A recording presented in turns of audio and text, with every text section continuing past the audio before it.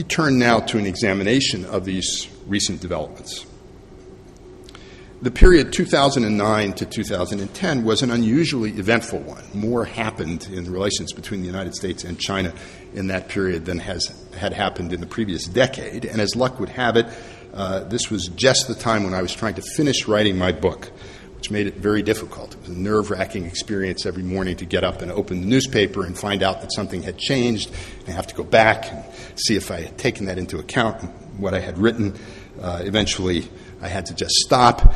But a lot has happened. The Obama administration came into office in early 2009, I think, intending to maintain the basic approach of combining engagement and balancing that had been pursued by its predecessors. But I believe that it intended and it hoped also to alter the mix of those two elements somewhat. It basically sought to enhance and to expand engagement, to broaden and deepen it, as some new U.S. officials in the Obama administration said at the time, to include, for example, issues like climate change. And, at least initially, the Obama administration sought to downplay areas of disagreement, such as human rights. In her first visit to Beijing in 2009, Secretary of State Clinton made a public statement in which she said, in effect, we're not going to be as critical of you on human rights issues because we believe we have important business to conduct with you, dealing with the global economy, dealing with climate change, and so on. Former Undersecretary of State James Steinberg, at the beginning of the Obama administration, emphasized the importance of what he referred to as reassurance. The goal of American policy should be to reassure China. And as part of this effort of enhancing the engagement part of the mixed strategy, the administration sought not to abandon, but I think to downplay the balancing part of U.S. strategy. It, for example, ceased to use the term hedging that the Bush administration had used to describe its efforts to strengthen American military capabilities in the region. At one point, the Obama administration went so far as to publicly downgrade the priority assigned to collecting intelligence on China from priority 1, on par with Iran and North Korea, to priority 2, in a category that included things like tensions between India and Pakistan. Now, I don't think that had any real significance in terms of what the American intelligence community was doing, but it was intended, I think, as a signal: we're not too worried about you, and you shouldn't be too worried about us. Starting in the latter part of 2009, this approach encountered a series of setbacks. And China was seen increasingly, not only in the U.S., but throughout Asia, to be behaving more assertively across a wide range of fronts.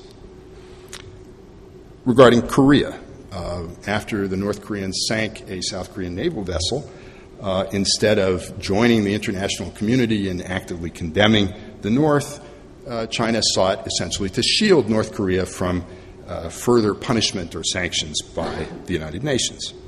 When the United States and South Korea announced their intention to conduct joint naval exercises that were clearly aimed at deterring North Korea, Chinese officials objected strenuously because, they pointed out, those exercises would take place several hundred miles off China's coasts.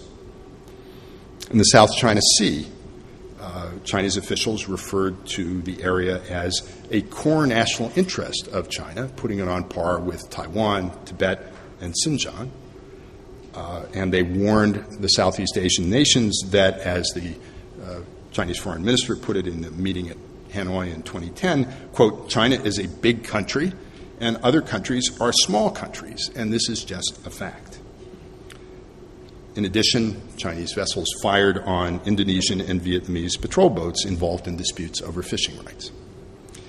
Regarding Japan, Chinese officials chose, for whatever reason, to escalate an incident in which the Japanese had, as you may recall, arrested a drunken Chinese fishing boat captain and what might otherwise have been a relatively minor incident into a major international diplomatic confrontation, going so far at one point as to allegedly suspend exports of rare earth minerals that are critical to high-end electronic manufacturing to Japan. In their dealings with the United States, too, Chinese officials adopted a more assertive tone in this period. They warned for the first time that there might be sanctions imposed on American companies that were involved in possible arms sales to Taiwan. Chinese officials, not bloggers, but government officials, issued public warnings that China might stop buying U.S. debt if President Obama met with the Dalai Lama. And in addition, lower-ranking Chinese officials reportedly treated the president somewhat disrespectfully during climate negotiations in Copenhagen in 2009. In the military realm, in 2010, the Chinese Navy conducted its first large-scale naval exercises outside the so-called First Island Chain. And in 2010, also, the PLA displayed an array of new weapon systems. The J-20 stealth fighter, which was test-flown or at least test-taxied down a runway. It's not clear that it actually flew. When Secretary of Defense Robert Gates was visiting in Beijing, Gates having previously said that China couldn't field such an aircraft for another decade. Photographs appeared in a newspaper in Hong Kong of a new and previously unknown stealthy so-called air-independent propulsion diesel submarine. And in addition, in 2010, China made its first deployment of new anti-ship ballistic missiles that could be used to target American aircraft carriers. So all significant displays of Chinese military capabilities. Starting in 2010, the Obama administration responded to these Chinese actions appropriately, in my view, by increasing its emphasis on the balancing side of U.S. strategy. Again, not abandoning engagement, but shifting the mix and playing up balancing. And this has continued to the present. The administration has sought to underline in various ways its commitment to maintaining a favorable balance of power in Asia, even as China's power continues to grow. So, for example, following China's assertion of its claims in the South China Sea, Secretary of State Clinton declared that the United States had a vital national interest in freedom of navigation through these waters. And U.S. officials have devised various new slogans to try to convey the sense that they're attaching increased importance to the U.S. presence in and role in Asia. And they began to speak, for example, of an American pivot or of an American return to Asia. And these words have also been accompanied by some deeds. In his November 2011 trip to the region, President Obama, as you know, announced, among other things, that the United States would deploy a small number of Marines to Australia and begin to use facilities in Australia for training of U.S. forces.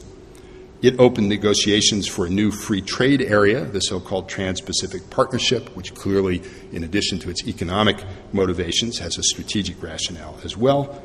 And the President also very notably promised not only to maintain, but actually to increase the size of the American military commitment to Asia, even in the face of impending budget cuts. So that's where things stand at the moment.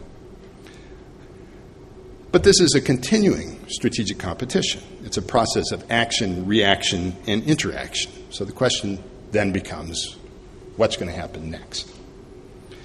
Well, obviously, this is going to depend on many things, including, in particular, how the two competitors behave going forward. And in each case, regarding both China and the United States, I think there are significant questions about their behavior over the next several years.